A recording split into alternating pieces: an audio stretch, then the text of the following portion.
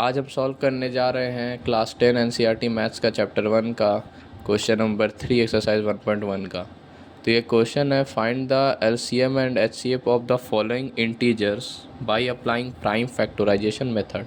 हम लोग को एलसीएम और एचसीएफ फाइंड करना है जो भी फॉलोइंग इंटीजर क्वेश्चन में गिवन है उनका प्राइम फैक्टराइजेशन मेथड से। तो चलिए सॉल्व करते हैं।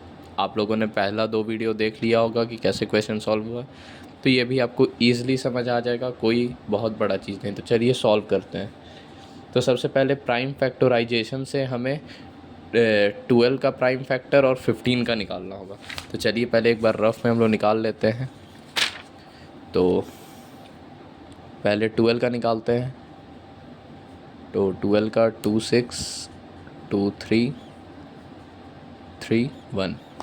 तो ये 2 इंटू 2 इंटू 3 आ जाएगा। तो लिख देते हैं यहाँ 12 का 2 इंटू 2 इंटू 3।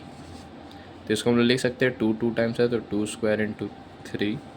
फिर नेक्स्ट 15 का। मैं पहला क्वेश्चन में फुल्ली स्टेप बाय स्टेप आप लोग को समझा देता हूँ, आगे से फिर हम लोग इतना रफ वर्क नहीं करेंगे। फिर इसके बाद 15 को जब हम लोग निकालेंगे 15 का तो 5 1। तो 15 का देख सकते हैं 3 और 5 आया था। उसके बाद 21 का निकालते हैं। तो 21 का जो निकलेगा वो 3 से निकलेगा 7 टाइम्स में और 7 से निकलेगा 1 टाइम्स में। तो 21 का आया था 3 और 7। अब इसका हम लोग को एचसीएफ और एलसीएम फाइंड करना है। तो एचसीएफ जो निकलेगा इसका वो निकलेगा 3 और एलसीएम 3 के बाद एलसीएम इसका आपका आ जाएगा वहाँ 2 का स्क्वायर, फिर नीचे 3 इंटू 5 इंटू 7। ये तो सबको आता ही होगा एचसीएफ एलसीएम फाइंड करना। देन इसको मल्टीप्लाई कर देंगे तो 420 आएगा। ठीक है, ये हो गया पहला क्वेश्चन डन। बस इतना ही इसमें फाइंड करना था। अब हम लोग देखते हैं नेक्स्ट सेकंड क्वेश्चन। ये आ गया अब सेकंड क्वेश्चन। इसमें है 17 23 एंड 29। तो सबसे पहले 17 का निकालेंगे और 17 एक ऐसा टेबल है जो कि सिर्फ 1 से डिविजिबल होगा और 17 अपने खुद के टेबल्स होगा। आप लोग कमेंट में बताइएगा वैसे नंबर्स को क्या कहते हैं। तो इसमें हम लोग को उतना प्राइम फैक्टर निकालने का ज़रूरत नहीं है क्योंकि 1 से एक बार में जाएगा और 17 से जाएगा। ठीक है, 23 भी एज इट इज़ वैसे ही जाएगा और 29 भी 1 इंटू 29। उसके बाद जब एचसीएफ निकालेंगे हम लोग तो हाईएस्ट कॉमन फैक्टर्स में क्या है 1 और एलसीएम फाइंड करेंगे इसका तो आ जाएगा 17 इंटू 23 इंटू 29। जब इसे हम लोग आगे सॉल्व कर लेंगे तो 1 1 3 3 9 ये हो गया आंसर। बस इतना ही करना था। नॉर्मली प्राइम फैक्टर से हम लोग को जो भी इंटीजर गिवन है वो निकाल लेंगे, उसके बाद उसका एचसीएफ और एलसीएम बस इतना ही फाइंड करना है, आंसर कंप्लीट हो जाएगा। उसके बाद आप देखते हैं थर्ड नंबर।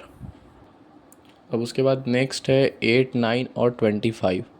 तो अब इसे हम लोग कैसे फाइंड करेंगे। तो सेम एज इट इज़ 8 को हम लोग जब 8 का प्राइम फैक्टर निकालेंगे तो 2 इंटू 2 इंटू 2 आएगा। तो हम लोग 2 का क्यूब भी लिख सकते हैं।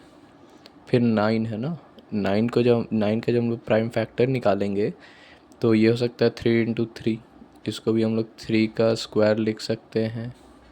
उसके बाद फिर आता है 25। तो 25 हम लोग कैसे लिखेंगे। 25 लिख सकते हैं हम लोग 5 इंटू 5। इसको भी 5 का स्क्वायर लिख सकते हैं हम लोग। अब इसमें एचसीएफ क्या है जो तीनों में हो, हाईएस्ट कॉमन फैक्टर 1 है। एलसीएम जब फाइंड करेंगे तो 2 का क्यूब 3 का स्क्वायर और 5 का स्क्वायर। तो क्या हो गया 8 इंटू 9 इंटू 25। तो ये सॉल्व हो क्या आ जाएगा 1800 आंसर। ये हो गया क्वेश्चन नंबर 3 कंप्लीट। यही था आपका एक्सरसाइज 1.1 में तीनों क्वेश्चन। अगर आप लोगों को कोई और मेथड चाहिए हो या आप लोगों को कोई पर्टिकुलर क्वेश्चन समझ नहीं आ रहा हो तो आप मुझे कमेंट में बता सकते हैं, मैं आपको सॉल्व करके बता दूंगा। Thank you.